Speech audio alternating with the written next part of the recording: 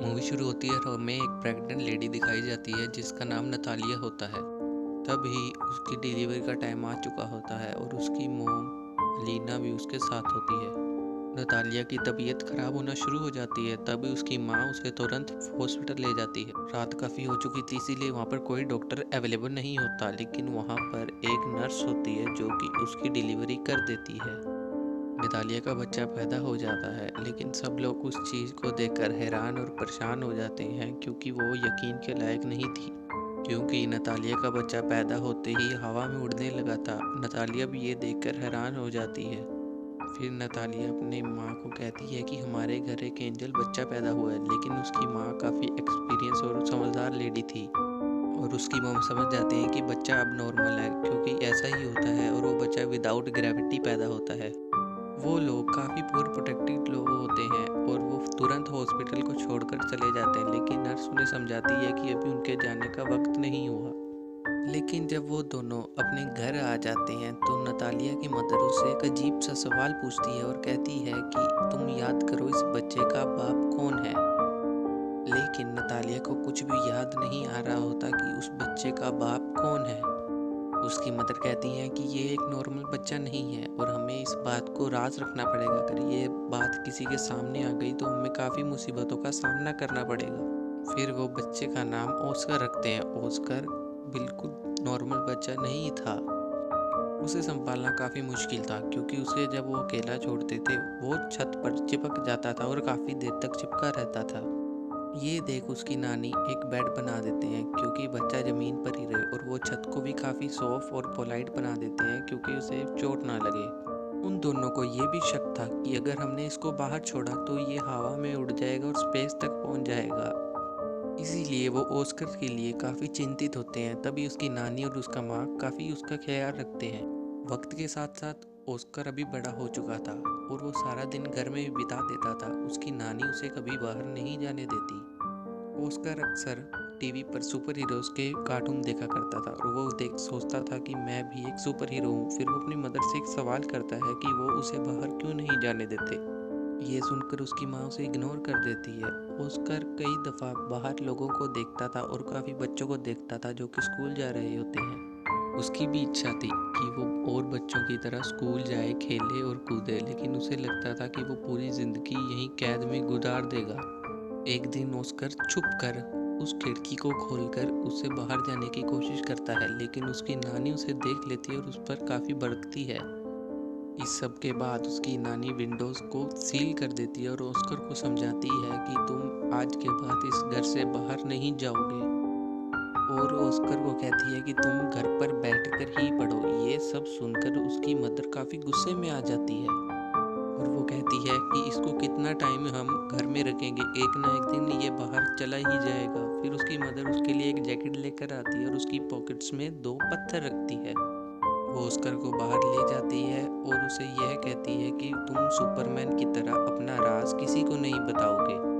अगर तुमने ये राज किसी को बता दिया तो तुम कभी सुपरमैन नहीं बन पाओगे। एक दिन ऑस्कर अपनी मदर के साथ सामान परचेज करने चला जाता है। वहाँ पर वो जाने अनजाने में एक लड़की से टकरा जाता है। उसका नाम अगासा होता है और अगासा का सारा सामान नीचे गिर जाता है और वो ऑस्कर पर काफ़ी गुस्सा करती है। अगाथा उसे पनिशमेंट देती है कि तुम 2 पानी की बोतल्स मेरे घर तक लेकर जाओगे, लेकिन ऑस्कर इस बात से इनकार कर देता है और अगाथा उसको काफ़ी मिन्नतें करती है। ऑस्कर इस बात के लिए एग्री कर देता है और उस लड़की के साथ चला जाता है। वो अपनी मदर को बिना बताए वहाँ से चला जाता है। अब वो काफ़ी हैवी महसूस कर रहा था क्योंकि उसके हाथ में 2 बोतल्स थी और उसके पॉकेट में 2 पत्थर थे। वो दोनों पत्थर फेंक देता है और अब उसकी एगता के साथ फ्रेंडशिप हो जाती है।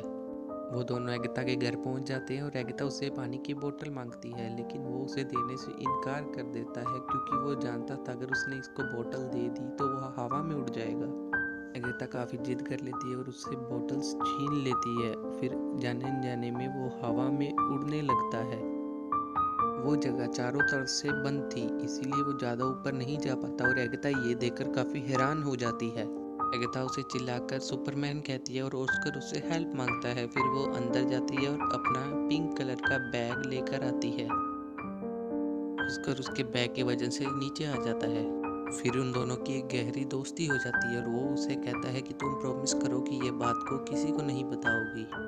और दूसरी तरफ ऑस्कर की मदर और उसकी नानी काफ़ी परेशान हो जाते हैं और वो समझ लेते हैं कि ऑस्कर बाहर कहीं उड़ गया है, क्योंकि जो पत्थर उसकी मॉम ने उसे दिए थे वो उन्हें वहाँ पर गिरे हुए मिलते हैं। फिर हमें ऑस्कर दिखाया जाता है कि जो उस पिंक बैग के साथ अपने घर आ जाता है।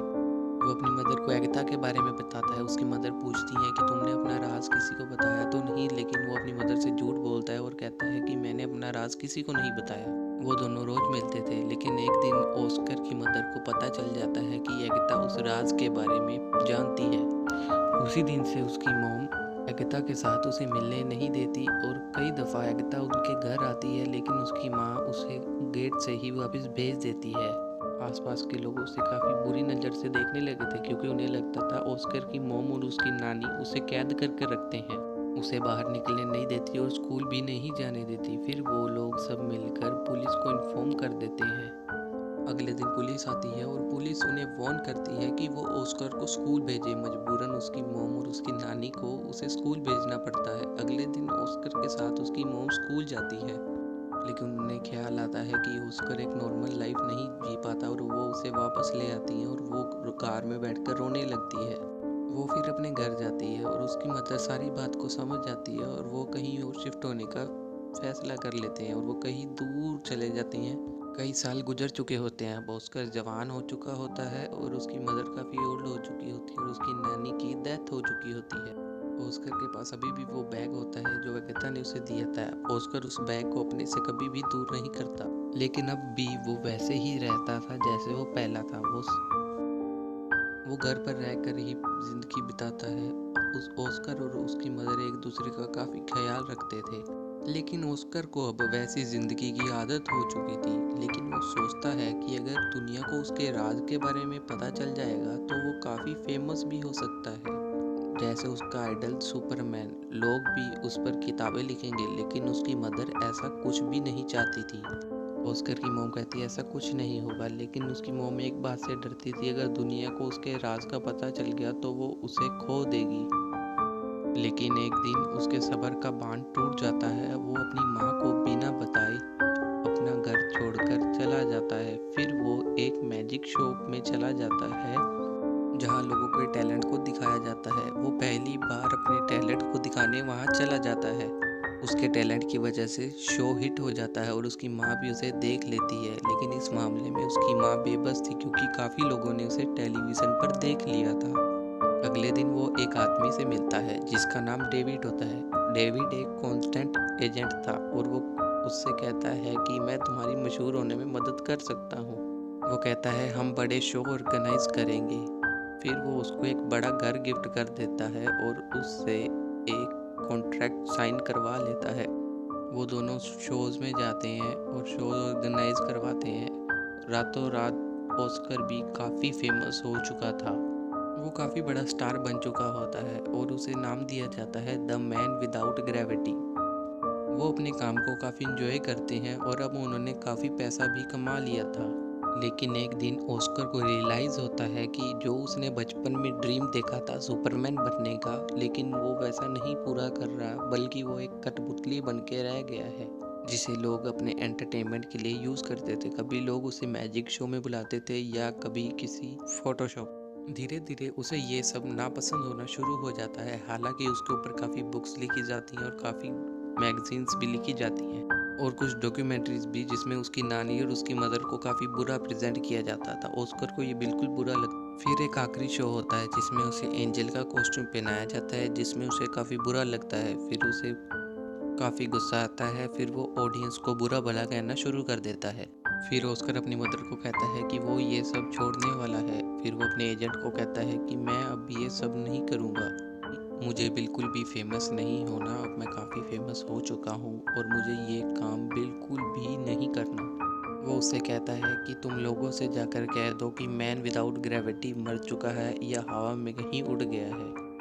ऑस्कर अपनी माँ को गुड बाय कहता है, क्योंकि वो एक अलग ज़िंदगी जीना चाहता था। अगले दिन न्यूज़ पर आता है कि मैन विदाउट ग्रेविटी अब नहीं रहा।